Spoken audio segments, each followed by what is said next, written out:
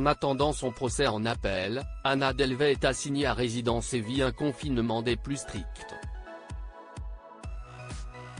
Contrainte à ne sortir qu'une fois par semaine pour se rendre au bureau de son contrôleur judiciaire, elle porte également un bracelet électronique et refuse formellement de retourner en Allemagne.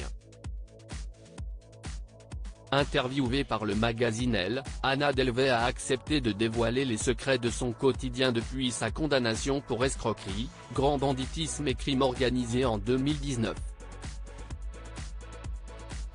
Après s'être fait passer pour une riche héritière allemande durant plusieurs années, avoir intégré le Gotha de New York et avoir presque réussi à obtenir un prêt de 22 millions de dollars, la jeune Russe de 32 ans, qui s'appelle en réalité Anna Sorokin, s'était finalement fait prendre en 2017 puis condamnée 2 ans plus tard à 4 ans de prison. Le but ultime de celle qui a inspiré la série Netflix Inventing Anna était de créer The Anna Delvey Foundation. Anna Sorokin rembourse ce qu'elle a escroqué à ses victimes, en vendant les droits de son histoire à Netflix à plus de 300 000 $.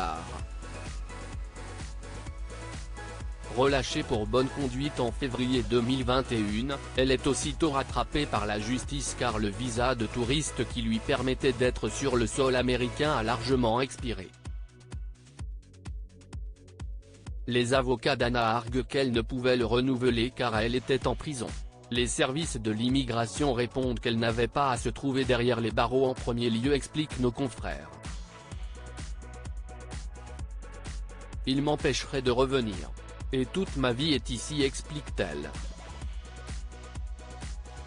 En attendant la décision en appel, celle qui apparaît comme la compagne de Chase dans la série est donc assignée à résidence dans un appartement cossu de Manhattan, à 4 250 $ de loyer mensuel, avec un bracelet électronique.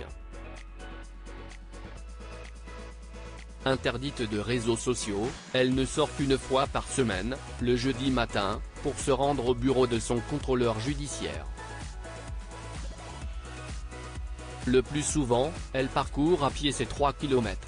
L'occasion de s'aérer et d'entretenir l'illusion d'une vie normale. Pourquoi suis-je la seule personne aux États-Unis assignée à domicile pour une histoire de visa ? S'interroge-t-elle.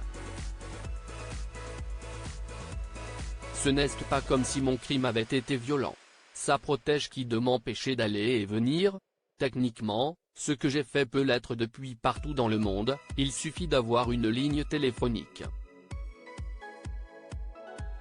En fait, ils ont pris cette décision l'année où la série est sortie.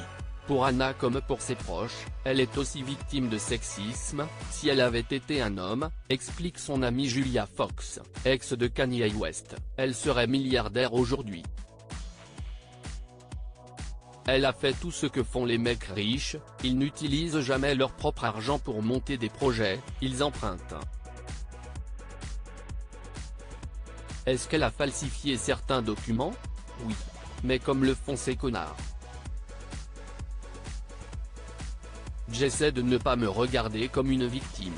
Je veux me concentrer sur le travail, conclut Anna, certainement pas prête à s'avouer vaincue et qui semble déjà préparer activement une manière de rebondir.